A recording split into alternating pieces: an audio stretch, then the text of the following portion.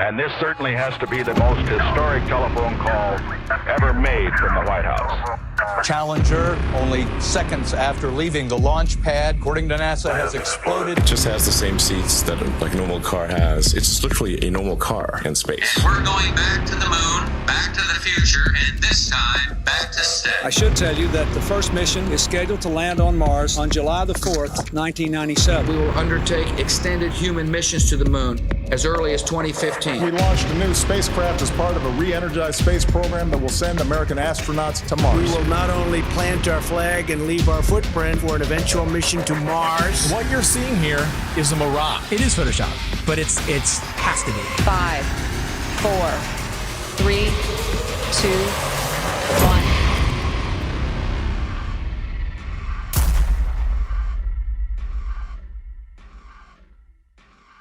The one thing globe believers need to understand is that you don't just take the spinning ball Earth and flatten it out and put it back in the heliocentric model.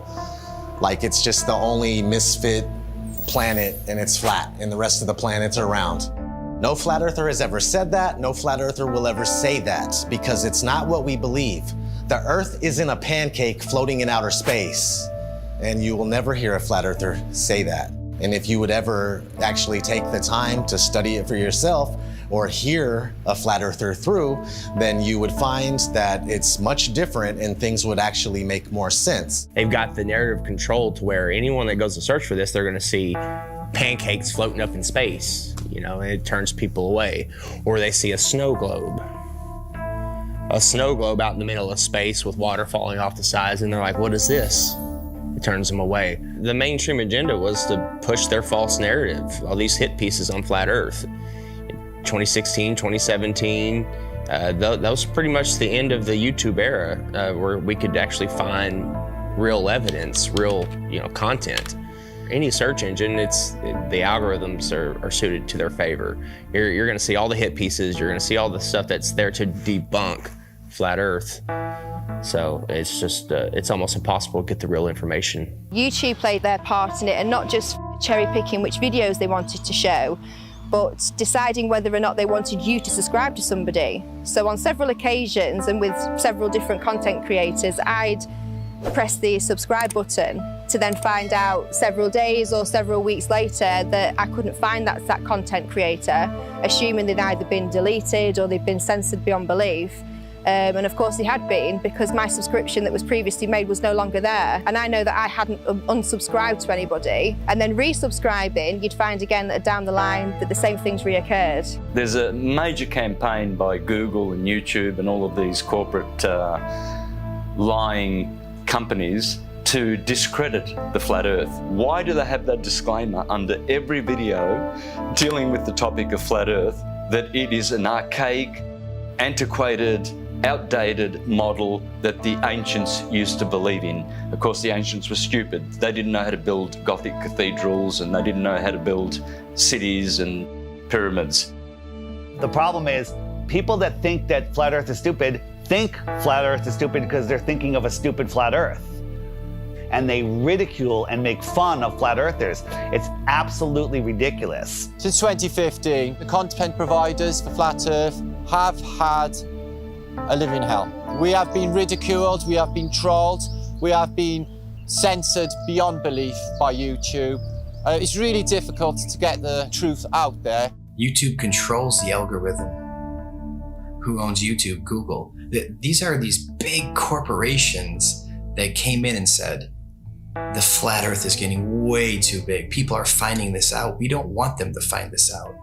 This will just completely destroy our agenda that we've worked so hard for. We're losing it because of our own technology that we created. So they had to get involved. Withholding information and knowledge is a form of control.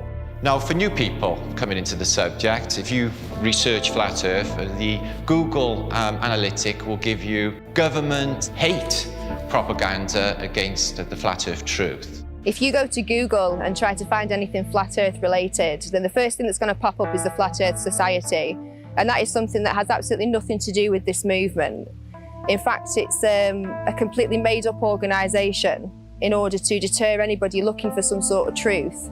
so that you'd first of all get to that page, you'd see these ridiculous accusations and this spinning disc illusion that's going upwards in space that I can assure you nobody believes in. If the globe model was as strong as they claim to be, then there wouldn't be so much concern with anybody talking about a stationary Earth model. Now, everything's fine in court until somebody walks in with a load of shit on you. Everything's fine until somebody out there has evidence that's going to prove you guilty. And that's when you start acting suspicious. That's when you start panicking. That's when you start putting damage control out there, which is inevitably what these bots are, what these trolls are on social media, and of course, the algorithms. This is just a new lie that was started in the 20s, and even before then, they weren't really teaching anything about the world and where we were. It was just common knowledge. One of the main arguments that globe believers come at you with is we've known for 2,000 years. Aristophanes figured it out with his sticks and shadows. Well, Aristophanes may or may not have been a real mathematician. He figured out the shape of the earth. That would have made him the Michael Jordan of mathematicians, but nobody ever mentioned him in a book until the mid-1900s. What's crazy is I've talked to some elderly people and they've told me that back in their day when they were in school, they didn't even learn about people like Copernicus or Galileo. Everything's up for grabs at this point. People like Christopher Columbus and any other figure in history could be totally false or created just for some sort of agenda. This is everywhere. We found somebody in Croatia. They said they were teaching flat earth through the 1930s. Most people think that this flat earth versus globe earth has been going back and forth for thousands of years. No, it has not. This is a brand new deception. They come up with these stories, these fictional stories, fictional characters, to reinforce that we live on a ball. All of our globe provers, Galileo, Aristophanes, Copernicus, the pictures of them show that they're Masons, but I contend that we don't even know if they're real. All of our history is a lie. I've met people that said that they were taught flat earth in the early 1960s in school. They were taught flat earth and globe earth, and then it kind of just went away. I interviewed Ruth, a 102-year-old woman, back in February of 2020, and she was taught flat earth in public school in Connecticut. Tell me your name. Ruth Heath. Ruth, and how old are you today? 102. 102. So you were born in 1918. 1918. And we were just talking, and I asked you what shape the Earth is, and what did you say? What were you taught in school in elementary school? I was taught in school that the Earth was flat. Where did you go to school? Elementary school? I went to Sprudelin School in Hamden, Connecticut. So how does it make you feel to realize that you were right as a kid? It makes me feel better. It does make you feel better, right? Oh, it makes me feel alive. Oh my God, that is so true. My whole life, I believe, what I was taught. That's and then right. when I discovered the flat earth. You feel better about it. Because we are the center of creation. That's right. We are important. That's right. We are here. We are God's children. And when all the problems that are happening in this world today. I'll give you some good news. A lot of the problems that they report on the news aren't even real. That's right. That's right. They're just keeping us in fear. Keeping up. That's right. That's right. That's right. I understand that. I understand. They just say what they want people to know. That we never went to the moon? That was all fake? Is that right? That's correct. I saw that all happening. Yeah, so did I, and we all believed it, but that was just to reinforce that people to believe they can live on a ball, they could walk on a ball. It's such a lie. It's such a lie, but knowing the lie is like going to a magic show. I woke up. Yes. That's what we call it. We call it red. This is your moment of waking up. It's when you go to see a magician and you know how the tricks are done, and the magic no longer works on you, and you're free from the illusion. So knowing this is going to free your heart. Cry. Yeah, it's okay. It makes me cry. Happiness. Yes. Tears of joy. Yes. Thank you. All right, Ruth, give me a hug. Here we go. All right.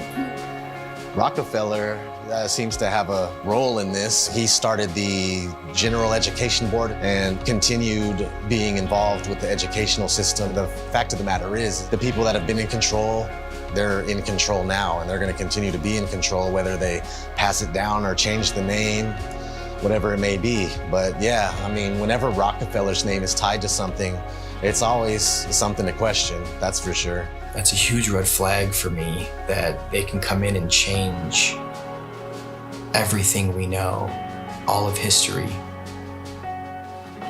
and turn it into deception, and keep teaching the deception over and over and over again until it becomes the norm. The same man who said that he wanted a nation of workers and not a nation of thinkers.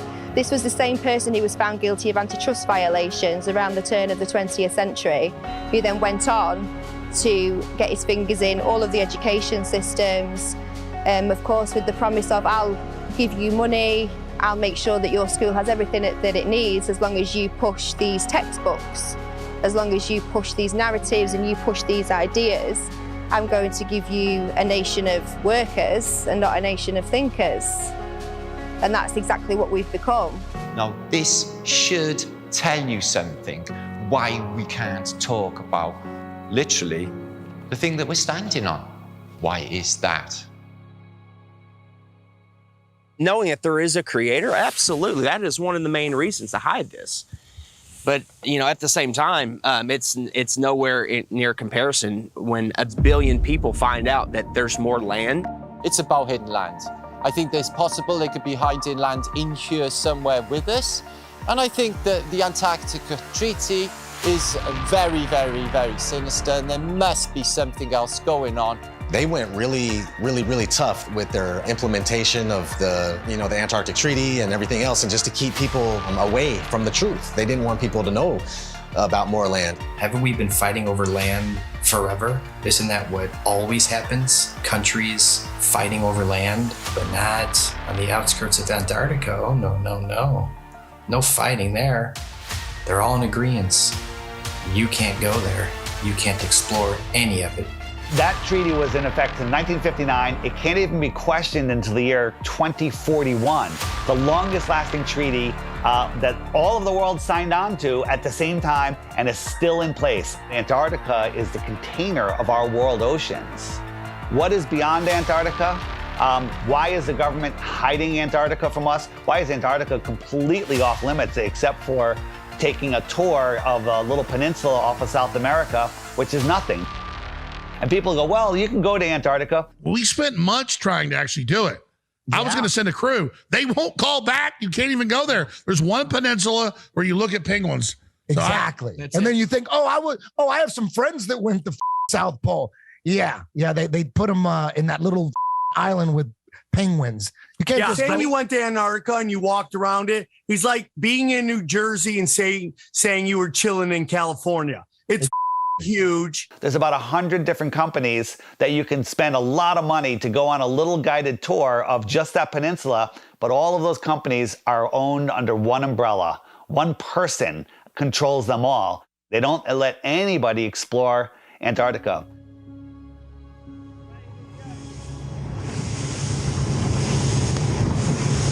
Will be a international headline in about 5 minutes. Australian Navy ship shoots it. Facing our way.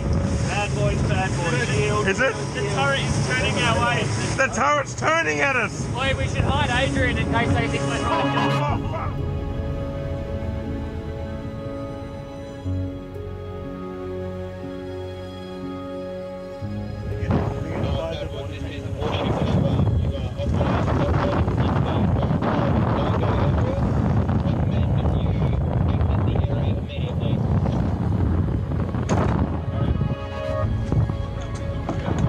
We're just traversing. Is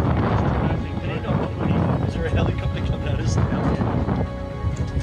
Are we late? I don't know. Where just travel. Just go. Just go. You sent out the chopper. That's a drone. Is it? That's unreal.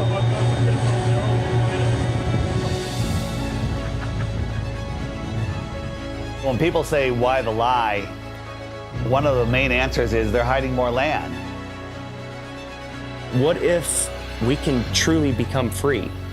The whole reason for this is because of more land. Because think about it, if there's more real estate, if there's more resources, natural resources, if there's more food for our starving children, if there's more space, more room for us to get away from the trafficking, if there's places where we can go and other civilizations we can be a part of, where they don't charge you for water, they don't charge you for free energy, they don't charge you for property taxes. What if there is more land? Nobody can go explore Antarctica, period. Because if humanity found out there's more land, then the heliocentric theory is gone. They can't start adding more continents on the bottom of a ball. It's just, they wanted it silenced right away.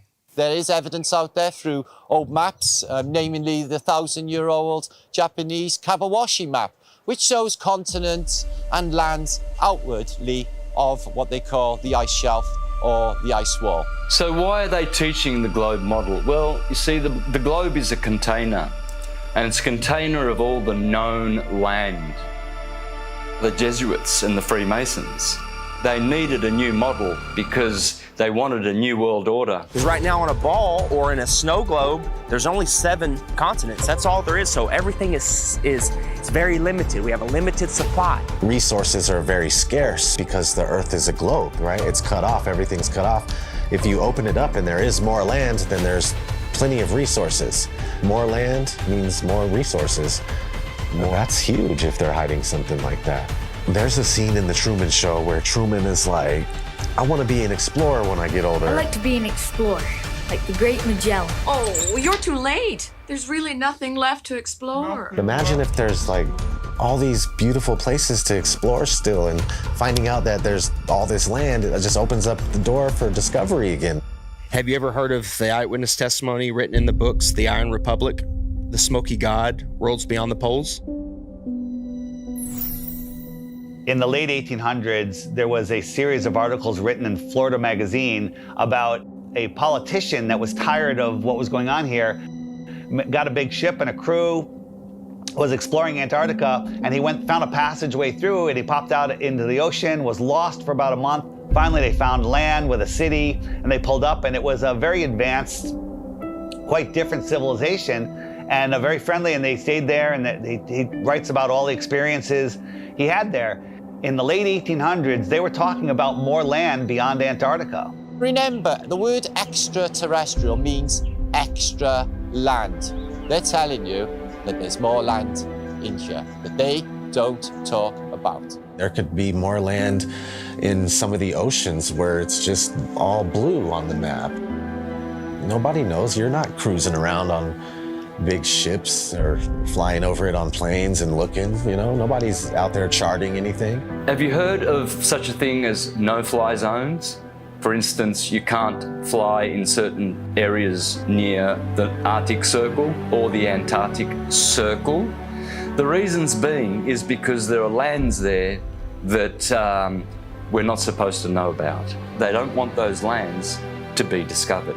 All these corrupt systems that are stealing money from us, kidnapping our children, just doing horrible things. They rely upon the cattle staying on the ranch, the slaves on the plantation. That's why Flat Earth is the most important knowledge we can obtain, is because there is more land. Don't look at us and say, go prove it. It won't allow us to go prove it. We're not the lazy ones here. We're being restricted from going to prove this to you. So because of that, of course we're going to speculate. It's a red flag. If that's not a red flag to you, I don't know what is. They won't allow us to go. Allow us to go. If we go and there's nothing there, I'll admit I'm wrong. But all signs point to that they're hiding more land.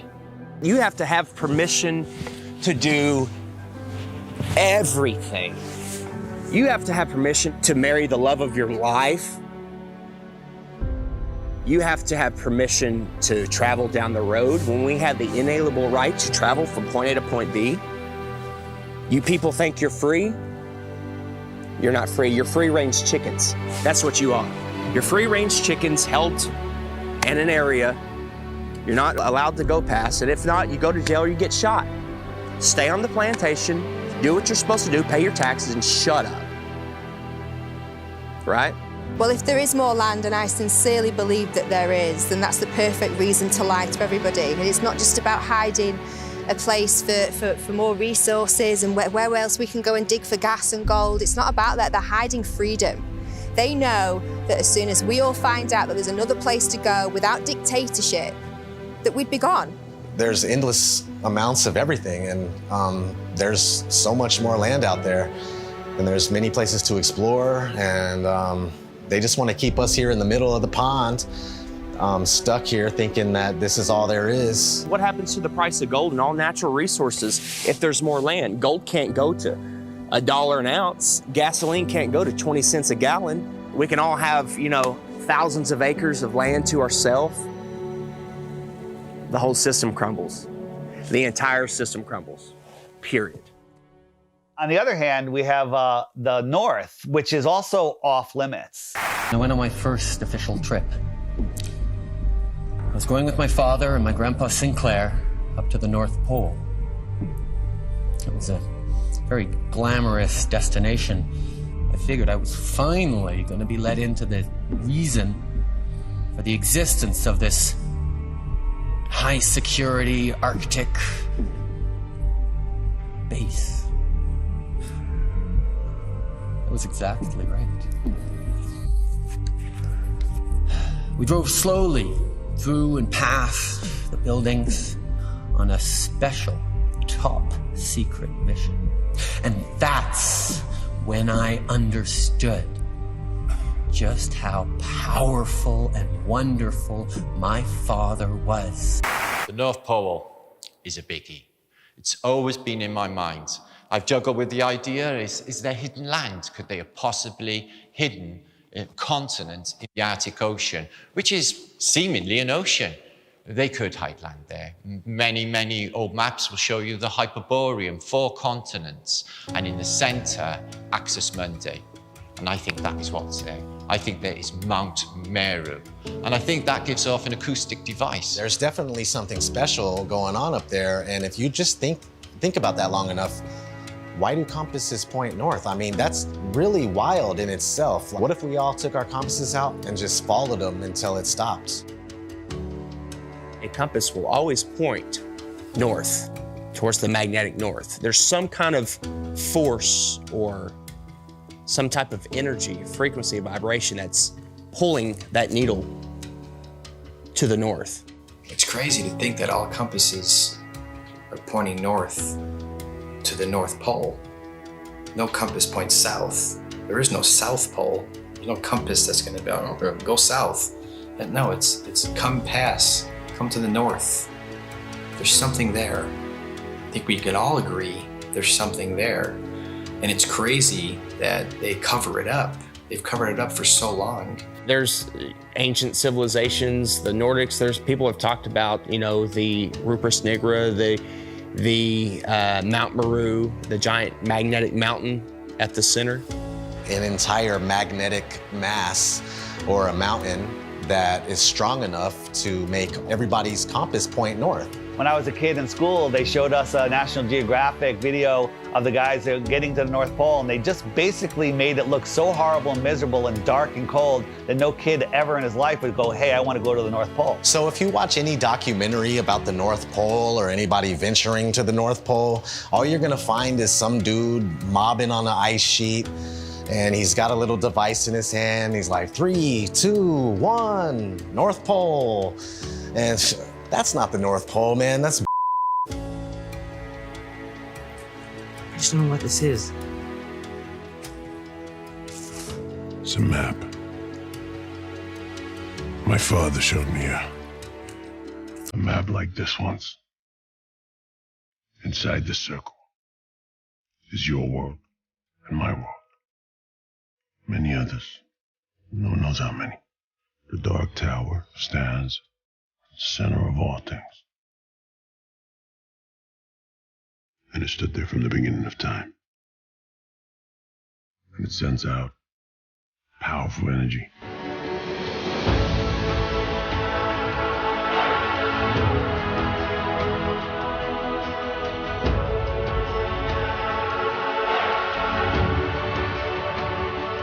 I think that there's possibly a North Pole part of the electromagnetic torus, which gives off a green light, which you see as the Northern Lights. The North Pole is the center of the Earth. It is a hyperbola. Because we live in a toroidal field solar system, there must be a plane of inertia intersecting it in the middle, and there must be a hyperbola, hourglass, in the middle.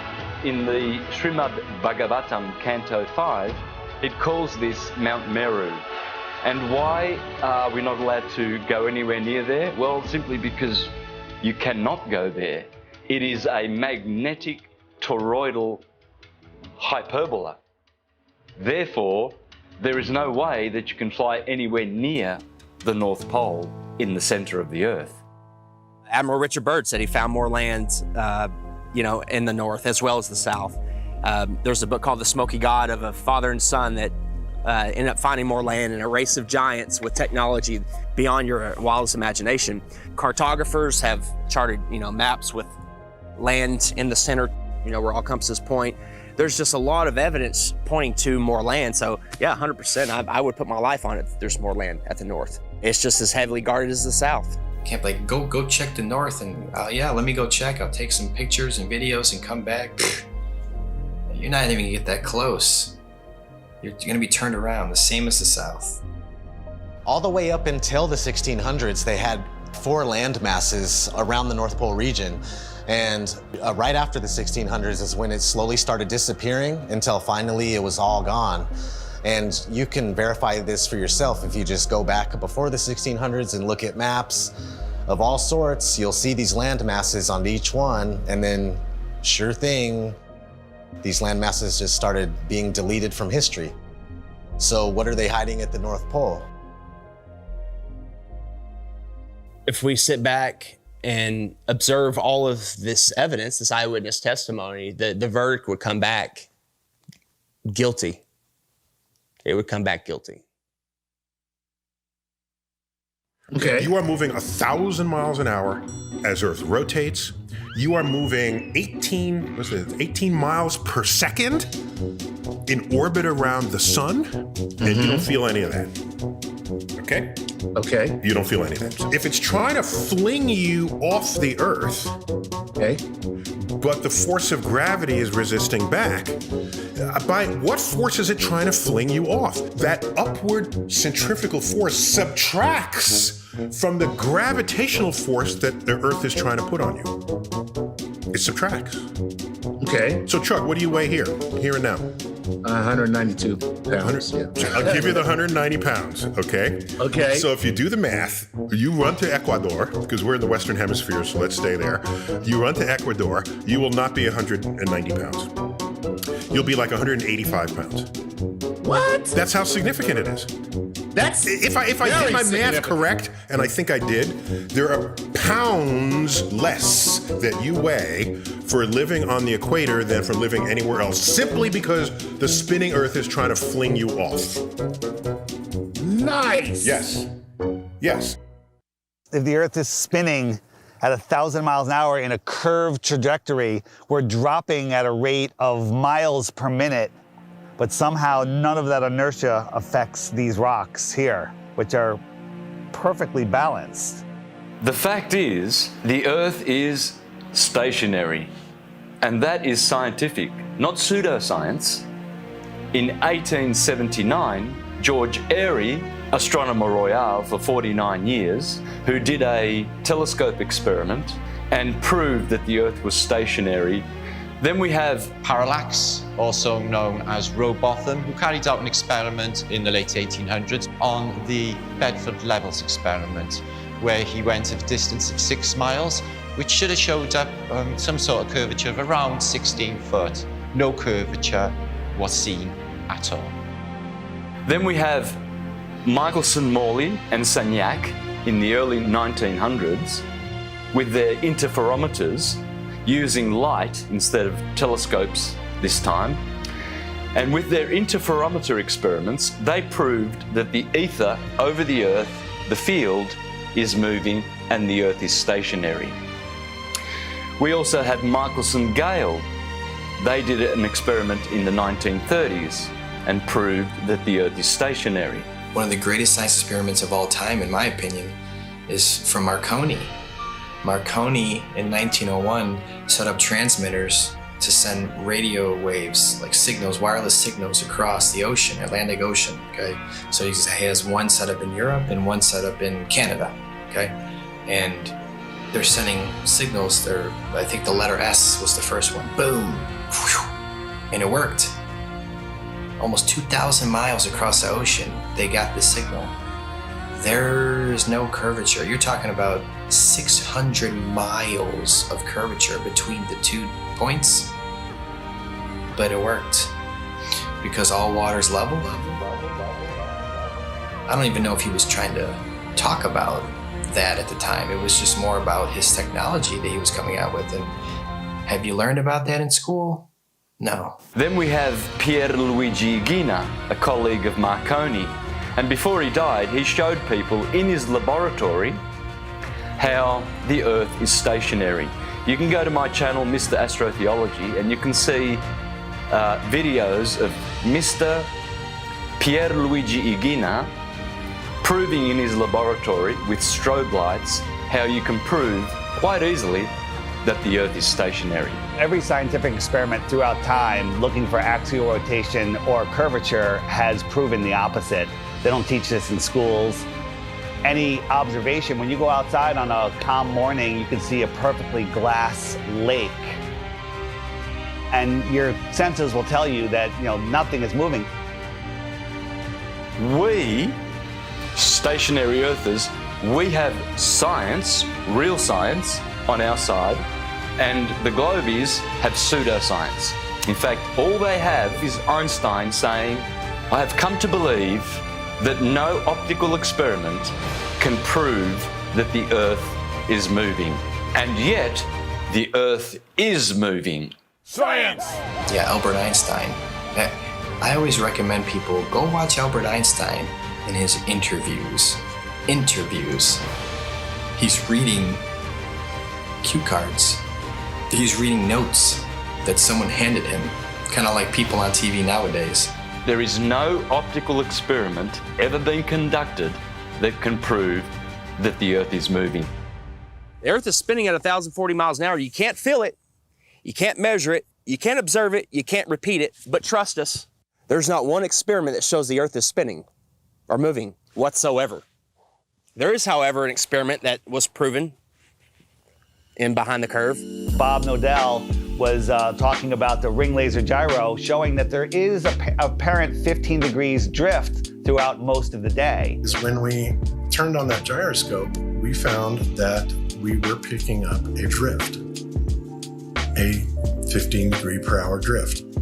And this was taken out of context. It was later, the experiment was done at a higher altitude and it showed a different rotation speed, which absolutely proves it's not the Earth that's moving, that it's the ether that is spinning above us. Netflix is mainstream. Netflix is the alternative mainstream narrative.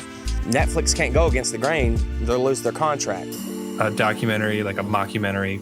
I'm sure someone watched our movie and was like, whoever made this movie is a government shill, and they're just trying to hide it. Netflix is in on it, trying to hide it. Yeah, he accidentally proves that the Earth is round. It was the biggest mic drop. It was the biggest mic drop, and I love that you kind of cut it. The thing is, we have technology that is outrunning their lies. Now we have time lapse. Ooh, imagine that. We have time lapse where we can point at the sky, and year after year, day after day, hour after hour, the sky's spinning.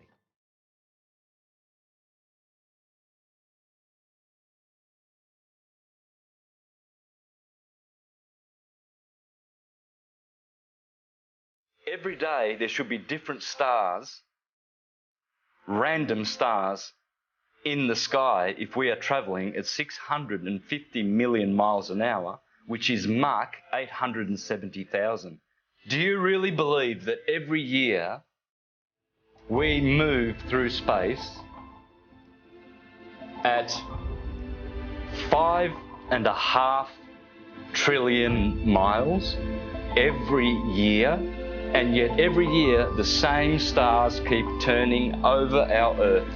Aries, Taurus, Gemini, Cancer, Leo, Virgo, Libra, Scorpio, Sagittarius, Capricorn, Aquarius, Pisces, year after year after year, and yet none of those constellations distort, change shape, get brighter. There has never been, in recorded history, we have never seen any star get brighter or dimmer, or any shape of those constellations, which are still recognizable today as they were thousands of years ago. They never suffer any parallax or distortion. Polaris has never moved in all of recorded history. Point your camera up at Polaris and do a time lapse and watch God's perfect timepiece spin above you.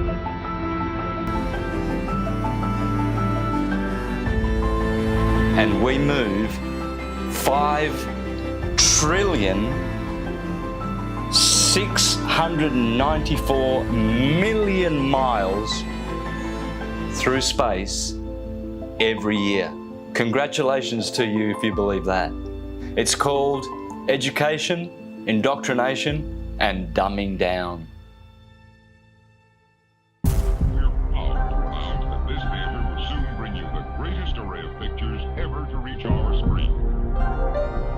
If you look back in history, you got Universal, their company. They started off with a logo with a globe in it, but it wasn't until like the 1920s that they actually had the motion one where it was a spinning globe. And they actually had an airplane in the early ones, like leaving a chemtrail that said Universal, which is kind of funny. Nobody has been high enough to even see what it looked like. They were definitely trying to instill the image of a globe in people's heads, because obviously early on in the movie industry, they were one of the most popular companies to make movies, so people were going to the theater and seeing this globe.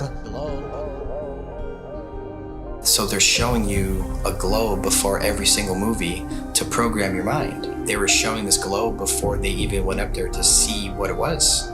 I think the first man ever to go up and check is Picard going up there. I mean, that's a story we're not taught in school. From the practical point of view, Professor Picard's experiment is of the highest possible importance.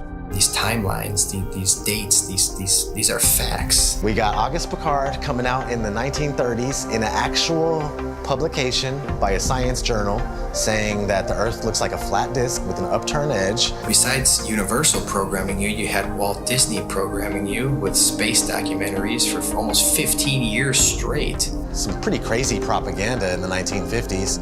There was one called Man in Space. He's talking about taking men to the moon in a rocket. And then if we cruise on, we got Richard E. Byrd. He goes on Longines chronoscope, and he's sitting down and he's telling people. Strangely enough, there's left in the world today an area as big as the United States that's never been seen by a human being. Shortly after Richard E. Byrd did that interview, they put the Antarctic Treaty in place, and then 1 year later, NASA is established.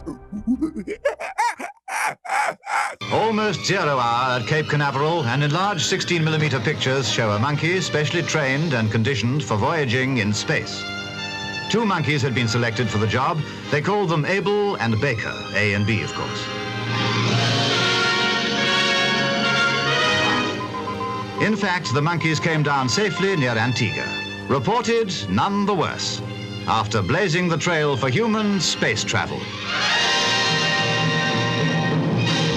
They come in and they're the gatekeepers for your mind. Like, they're making sure that people think that they live on a spinning ball, and that's their sole purpose, that it has always been their sole purpose.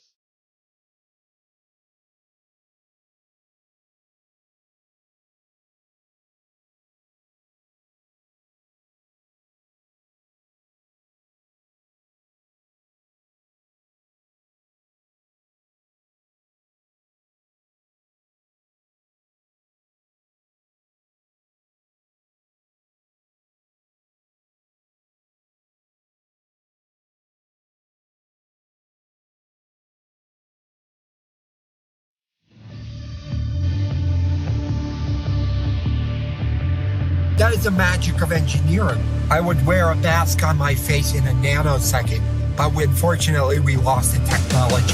It can take days, even weeks, to produce just a single image. The dazzling final results, enough to keep us all dreaming.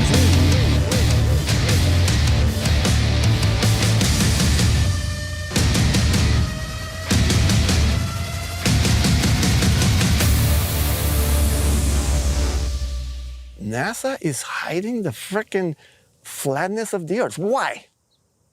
It's okay to say, I have a fisheye lens, right? Because yeah, fisheye lenses are useful. You get more, in architecture or, realtors use them. But when you're doing it too much and you're not really coming out and saying why, questions build up.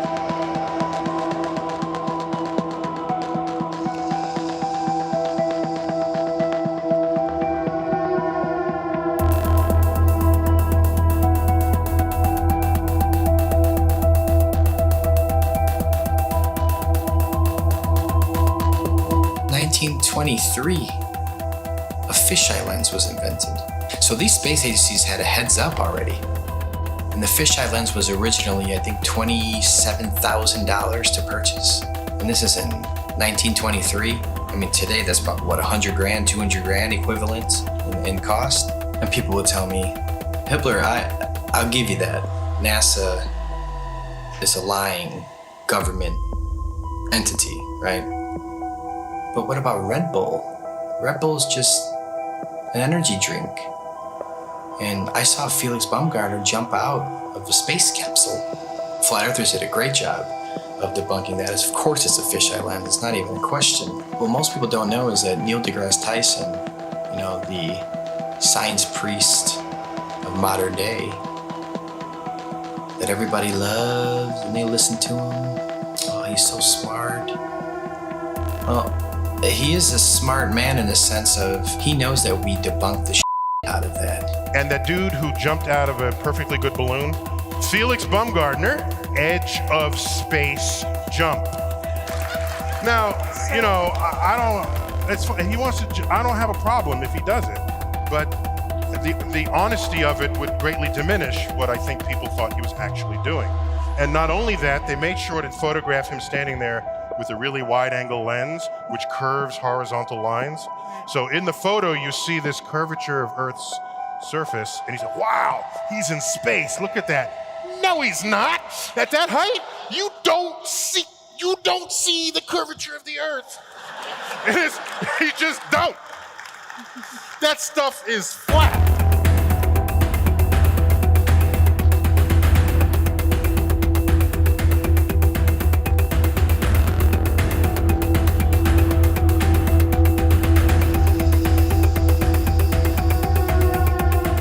So much pressure on Neil deGrasse Tyson to come clean. He had to. We exposed Felix Baumgartner. That's a complete fisheye lens. There's no curvature at all on this Earth, let alone they're trying to sell it as 23 miles up, there's curvature. Even though people will sit there and swear they saw curvature out of an airplane 10 miles high. Okay. So your priest Neil deGrasse Tyson admits 23 miles up, no curve. How do you feel about that? All right, maybe you say that's no big deal. Okay. Even though Felix Baumgartner himself said he could see the curvature of the Earth. It's almost overwhelming. When you're standing there in a pressure suit, the only thing that you hear is yourself breathing. You can see the curvature of the Earth. You can see the sky is totally black. You can see the curvature of the Earth. You can see the curvature of the Earth. You can see the curvature of the Earth. That's 120,000 feet, 4 times higher than most passenger planes fly. So that should make you go, right away, what's going on here? Who's lying, right? But you don't think there's an agenda here? You don't think people are lying here? Fast forwarding to recently, Richard Branson, his Mr. Billionaire himself. Officially the first billionaire to travel to space, so Richard Branson. So you go 63 miles up, you would all probably assume that, of course, you could see this giant curve of Earth. You're 63 miles up. Richard Branson supposedly goes up 63 miles, even though it's nothing but fisheye lens footage. We exposed that. Here comes Neil deGrasse Tyson again, damage control time. Oh, by the way, you didn't ask, but I'm going to tell you. Do you know how high up above the Earth he was? No. So if you take a 63 miles.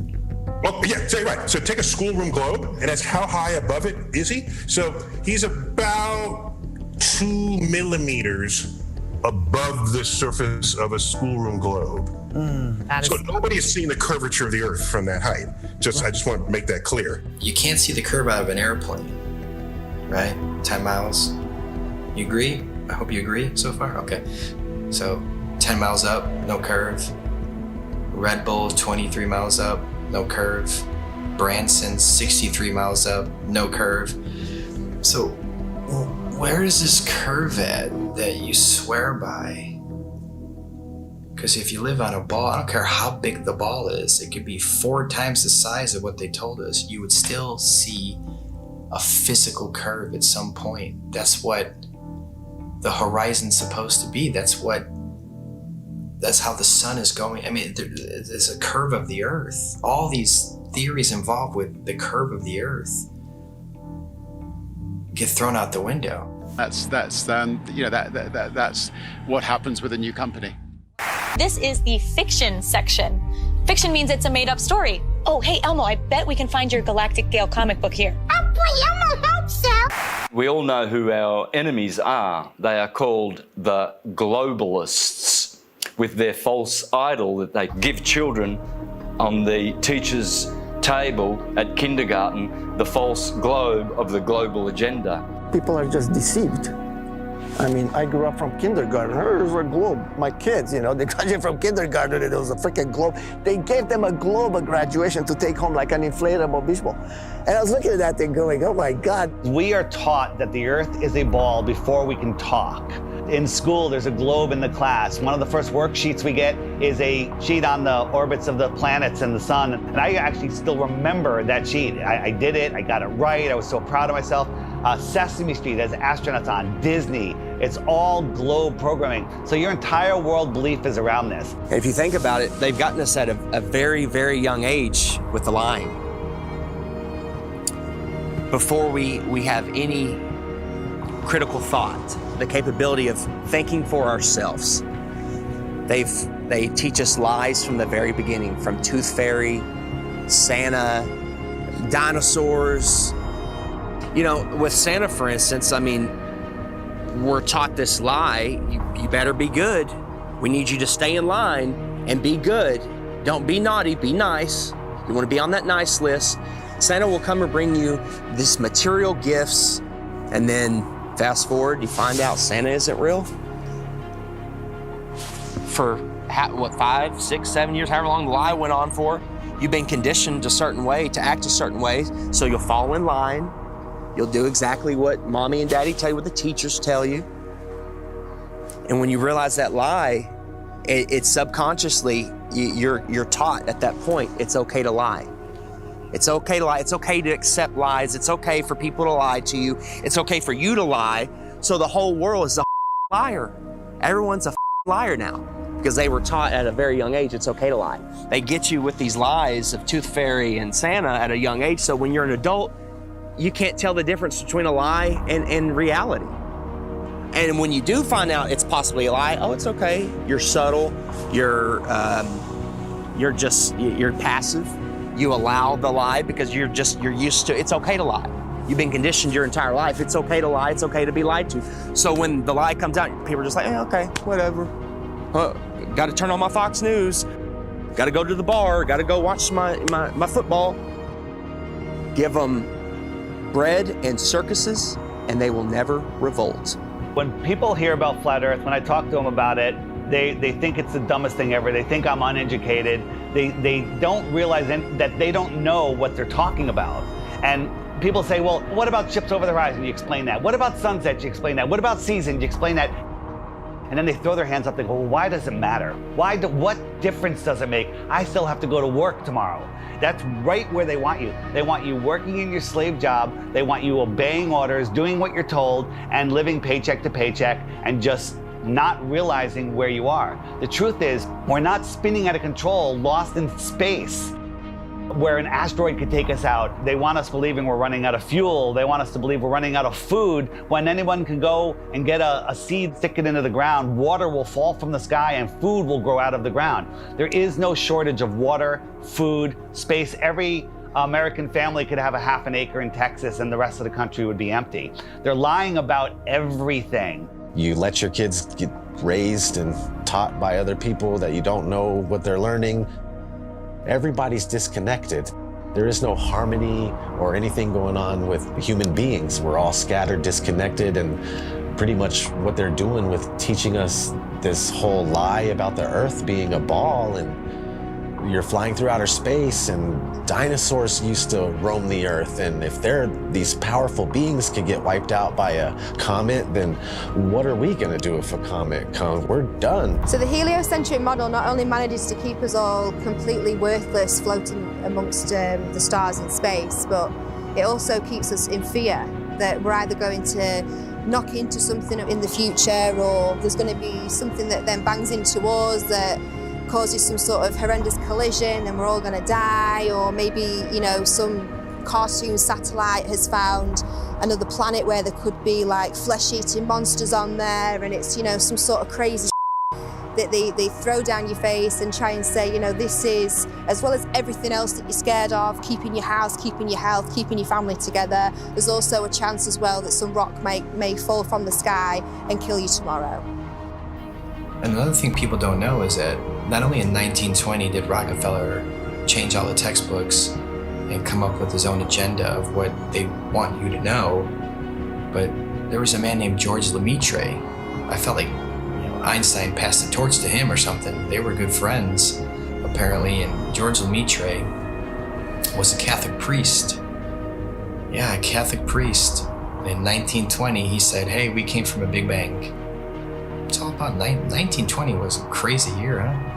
1920, they said we came from a Big Bang. We exploded from nothing. Well, how do you prove that? Well, no, you can't, but that's what was stated. So here's this Catholic priest where, in my opinion, they knew that even though non-religious people knew the earth was flat and stationary, they were trying to group, just call flat earthers at that time. They're flat earthers, they're all religious people. So let's bring forward a Catholic priest. Look, he's not a scientist. He's not government, he's a priest. He's Catholic, he's holy. This is brand new. This isn't thousands of years old. This isn't the Big Bang's been around for thousands of years. Heliocentrism has been around for thousands of years. No, they create fictional characters, Galileo, Copernicus. They create characters to support the New World Order, their agenda. The way they change the entire school system and structure of what we know and all the information and knowledge that we obtain. If it's false, then yeah, they got their goal. A nation of workers, not thinkers. No one thinks. What's the circumference of the globe? I have no idea. How fast is it spinning at the equator? Don't know. How fast is it orbiting the sun? Cody? You have glasses on. You should know this. How fast is the sun moving? Man, you're asking some questions I'm not ready to answer. But see, this is the point. You guys laugh at flat Earth, but one, you don't know what flat Earth is, and worse is you don't even know what your own solar system is.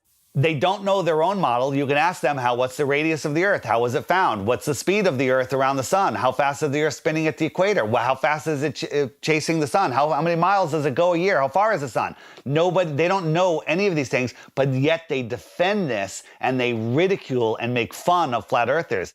All the things that I was patronizing and condescending and going, oh, sloughing off, that's not worthy of me. They rose up to eye level. And I remember saying, boy, the world is flat. I'm looking it in the eye. I see further, I see wider, I see clearer. I settled on near infrared, like some of these cameras can be converted to near infrared, you know? So then I started taking photos, and since I was doing a lot of flying, I started going up, and boom. I was actually amazed to see the incredible flatness that you get from high altitude. Everywhere I looked, there was like clues that the Earth is flat. And I was like, this is blowing my mind. Everywhere I looked, the Earth is flat. And NASA is lying about the curvature. So I said, something is eerily wrong over here, man. When I saw across the Gulf, right off the coast of Texas there in Louisiana, I was flying to Orlando, and I saw all the way out in the distance, and you could even see the rays of light at a different angle. That tripped me out. But if you really go up high, then you realize, oh my God, the Earth is extremely flat. This would be impossible on a globe. There is no 8 inches per mile square. The equation for curvature of 8 inches per mile squared has been debunked over and over again. The flat earthers with their P900s and their P1000 cameras are constantly seeing things way off beyond the supposed curvature of Earth. In fact, many tests have been done with lasers, cameras, filming mountain ranges 300, 400, 500, 600, 700 miles into the horizon, which are visible and shouldn't be visible if we were living on a globe. This is how much distance he covered with his camera, and he could see from here the Rocky Mountains. There you go.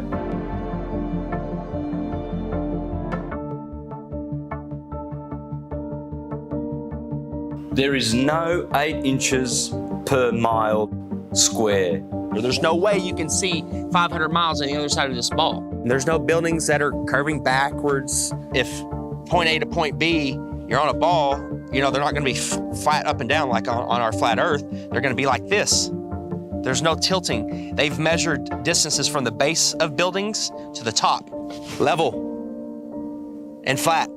People look out at the ocean and you see ships and stuff, and it appears like these ships and boats, they go down. And that is a huge factor as to why people think the Earth is round.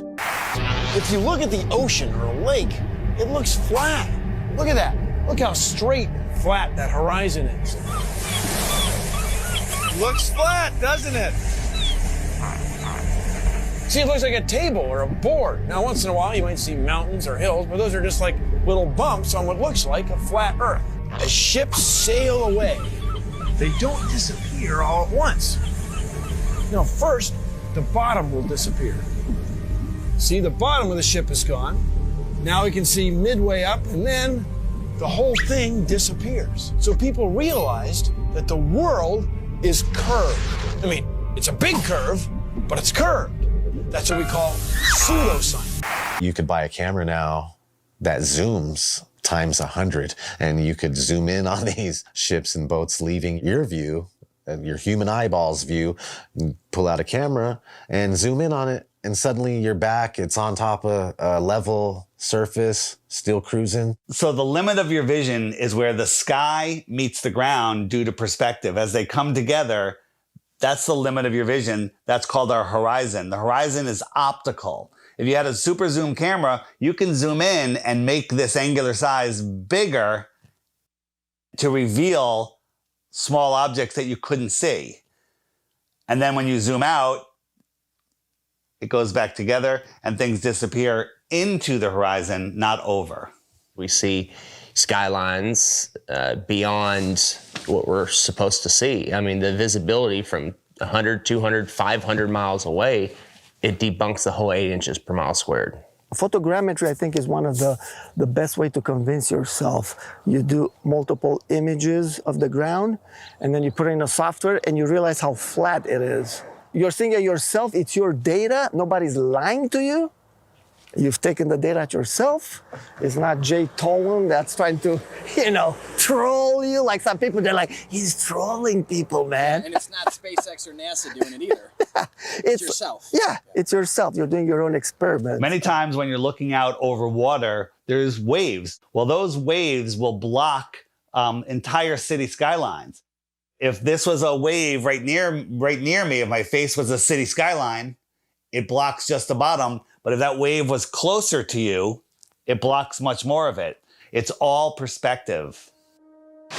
And I thought I wasn't going to get anything that would beat this until I found this photo from Grandmere State Park. This is from Joshua Nowicki. And what you're seeing here is a mirage. Typically, we would not be able to see this. This image would be viewable from much, much higher in the sky, up in space. The story has been one of the most viewed stories on our website ever. They say my explanation is a cover-up. A cover-up to their belief that this picture is proof the Earth is flat. The one goal I had was to prove that what people are seeing from the other side of Lake Michigan is not a mirage, that they are actually seeing the city there. What do you think, Skiba? I think it's amazing, dude. It certainly did. It's not a mirage, I can tell you that. No. Our focal point was the Sears Tower. Which is also known as the Willis Tower, right? Yes, the Willis Tower. The Willis Tower, and we can see it the entire time. We can see it the entire time.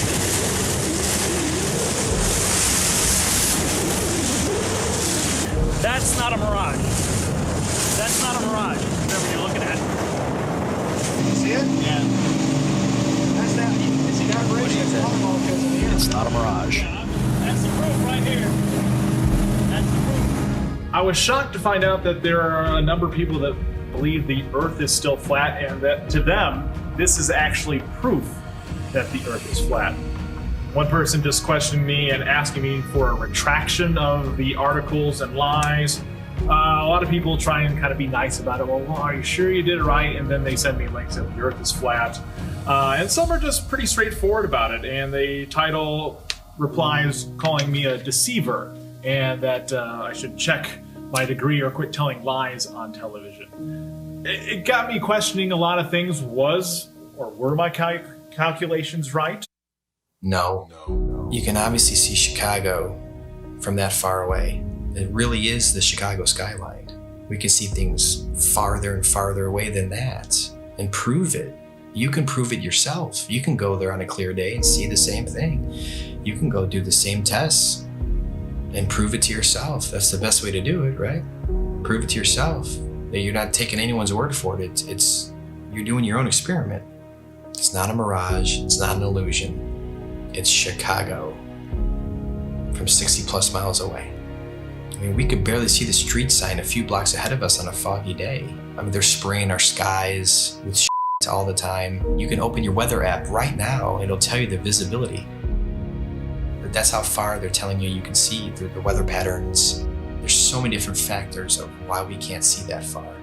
We're not superheroes. I mean, take any flat and level road around your house safely. Test it out, make sure it's level. But you take your camcorder and you bring it all the way down to the ground and you zoom in and you see all this distortion and it kind of vaporizes and globe heads want to act like this bridge is bending around a curve and there's the curve. It's like, no, it's an optical illusion. That's all it is. This has been replicated many, many times. There is no curvature. Stop fooling yourselves. That even something like the sun, when it goes across this huge plane, it sets and it disappears due to perspective. So you're seeing it come and go on such a vast plane. It's so huge that the sun could come through and go so far away that it just goes out of your view and behind so many false horizons, i.e. mountains, trees, forests, city buildings, just really tall things. Keep in mind, the sun is much smaller and close.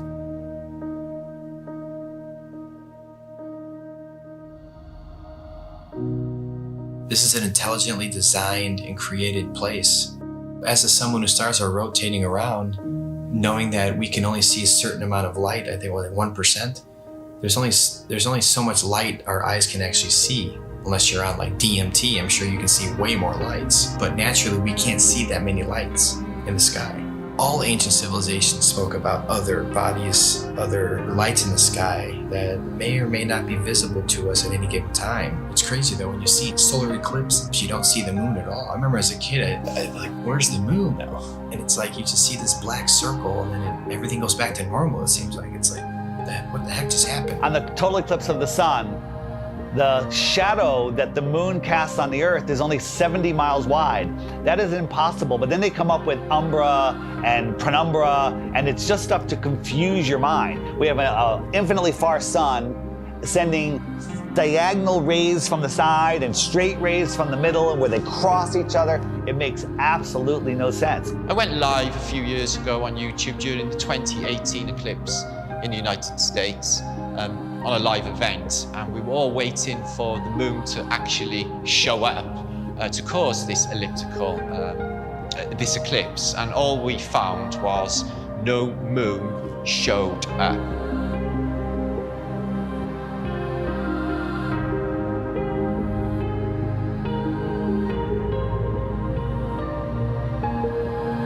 So that blew my mind, to think that there was actually no moon visible, yet this effect of the sun literally being covered by an object I had witnessed. Why can't we see the moon approach the sun, eclipse the sun, or exit the sun? And we don't. We just see a black circle eclipsing the sun. We never see it next to the sun. Now people say, well, it's because the sun is so bright.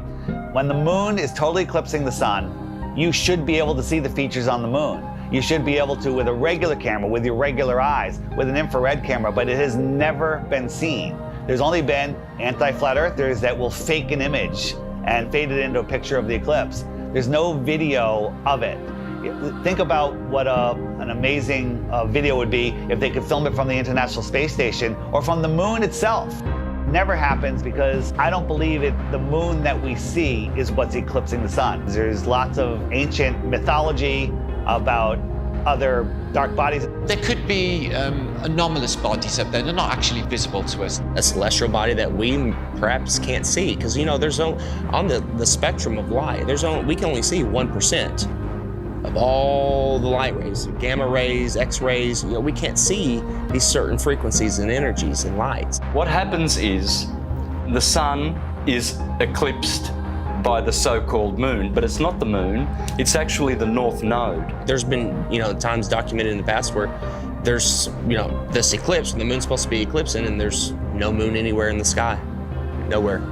Anywhere. That makes absolutely no sense. So there's got to be another celestial body. The oldest ancient symbols, and it's the black sun, a celestial body that we perhaps can't see.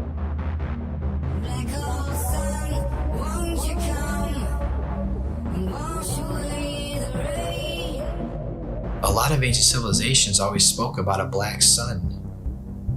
It's like, why are they talking about a black sun for hundreds, if not thousands of years? And that information now is turned into, oh, the black sun is an evil thing. It's like, well, yeah, of course, that's what they're selling it. They're selling it to you as an evil thing to stay away from it. They already don't want you to like the real sun in the sky. They push it so far away. They want you to not care about it. There's a reason it's close to you. There's a reason it's here for us. There might be more suns and moons on the outskirts of Antarctica, on the outer lands. There might be more suns and moons. There might be more suns and moons in our world here, but we just can't see it. And you talk about the seasons itself. Seasons prove the Earth is a stationary plane with a local sun. When the sun is circling over the Earth over here in the Tropic of Cancer, these people here, they have summer. But 6 months later, the sun is over here. It's going around over here. So Australia down here, and South Africa, and South America, now they have summer, because the sun is local. It's not 93 million miles away. And the sun and the moon revolving and springing into the center seasonally, and then springing back out again. This makes perfect sense than a spinning ball hanging on an invisible skyhook at a degree of 6.66 of a supposed axis, which tilts the Earth. People need to stop defending a theory that they were taught in kindergarten. So at sunrise, every sunrise should be arctically cold, because that is the most severe tilt possible. And to make it worse, in the northern hemisphere, in the heliononsensical model, the sun is 3.5 million miles farther away in our summer. But when the sun shows up on the horizon, I can feel the heat on my face immediately. I can get a suntan in June. But in December, at solar noon, when the sun is at its highest point in the sky, I can look up at the sun and barely feel the heat on my face. And also, it's 3.5 million miles closer. The whole tilt thing doesn't make any sense. And when the sun is on this side, it only illuminates this part of the Earth because it's local. And this part is dark. That will be night. So it's quite easy to understand day and night and the seasons and explain them on the flat Earth than it is with the globe model.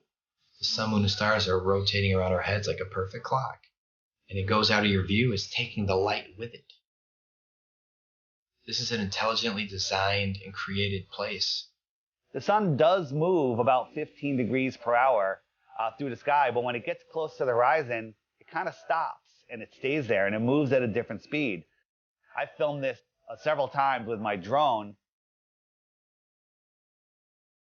No humidity and not over water. And it'll just stop and sit there. And then it kind of just fades away as it goes into the distance. But at the same time, because of perspective, I have friends that were down at the beach that saw the sun set 10 minutes earlier from the bottom up. And that's simply because they're looking across a span of water that has a hill with trees, a tree line on it, which is hundreds of feet over their heads. But from their point of view, it's at eye level. And as the sun moves away, it just gets eclipsed by the tree line, which they think is eye level, but it's high up in the sky. Water. It's always flat, always level. So starting at the northernmost point, as far as I can get, of Lake Michigan, and then traveling south, you can see that red line here, that the body of Lake Michigan is 574 feet above sea level, and it's level. There's no change in elevation, there's no curve. This cross-section shows what an undisturbed body of water looks like, and that's level. We know that to be true. There's three properties of liquids. They have mass, they take up space, and they always take the shape of their container. The physics of water is to find and maintain level. So if it's in a cup, to this lake behind me, to the seas, to the oceans, that's why I call it sea level, because it's flat and level. No matter who tries to sell you the idea that water's curving over a ball, it's just not happening. That's the number one proof right there, just water alone. Water alone proves that the earth is flat, because water always finds and maintains level, period. Water does not curve. In its temporary state, it's finding its level. Once it hits the ground and finds its level, it remains level.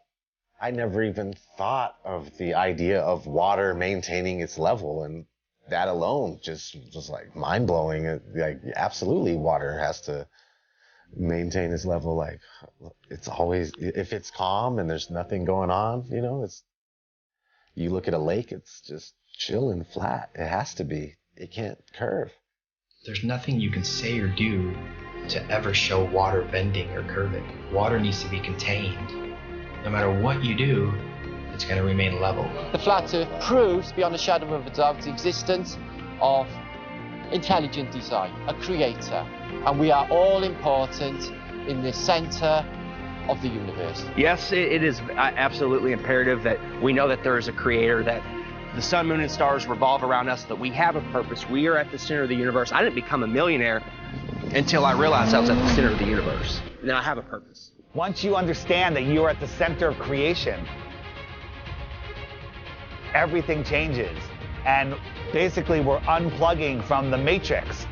We're unplugging from the heliocentric system. And when you do that, the rulers of this world, you unplug from them. You stop feeding them what they need. They want your fear energy. They want your labor. They want everything from you. And people unknowingly just keep giving it to them. I don't want my children to be lied to, and I don't want my grandchildren to be lied to either. So if this is going to stop, it starts with you and I. You know, they inherit all this stuff. You go to school and they teach you. When I was in grad school, man, I was shocked that most of my classmates were not really interested in learning. They were interested in passing a class. On the one side, tens and tens of scientists proven that the Earth is stationary, and we have nothing on the globe's side, so the Earth is stationary. No one thinks how easy it is to do this, and they pulled it off, unfortunately. But we're here now to completely reverse this, and people hate on us from the left and from the right. Everyone hates on us. Like, shut up with your flat earth stuff. It's not important. It's the most important thing. It opens the door for everything else. You want to know the truth? You have to know where you live.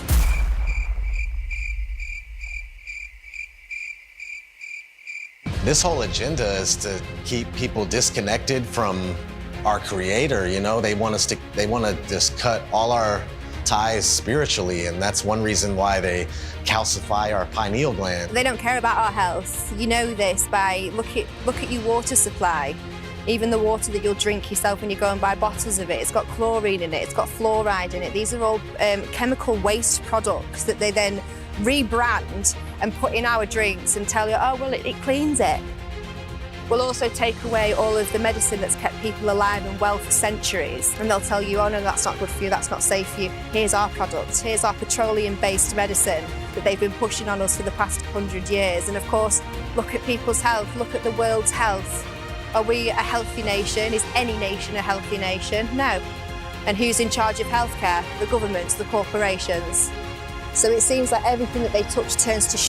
So why do we allow them to touch everything? Stop defending Rockefeller, Rothschilds, all these goons, these people that want the New World Order, the modern day people, Bill Gates, Schwab, all these people that they're pushing for it and they feel like it's almost there. And we're sitting here fighting it. We're sitting here trying to wake the world up so we can have a peaceful and loving world again. And you're attacking us. Whose side are you on? We're trying to take these evil entities down that suppress our knowledge. We're trying to give knowledge back to the world so we can become powerful again. If there's more land, if 1 billion people found out tomorrow that they can all go to outer land space and visit other tribes and civilizations and explore technology and animals, the whole system would crumble. And I know there's a lot of people out there, celebrities, people with big shows, big names, with big followings that know the truth of this world, and you're keeping quiet just to protect your little empire. Well, now it's time to say something because the empire is falling. If we don't do something now, all of this is going away and they're taking over this world. So speak out. It just takes one celebrity, one person with a big following, and then it goes viral and then the entire system collapses. All of this world control is based on the heliocentric lie.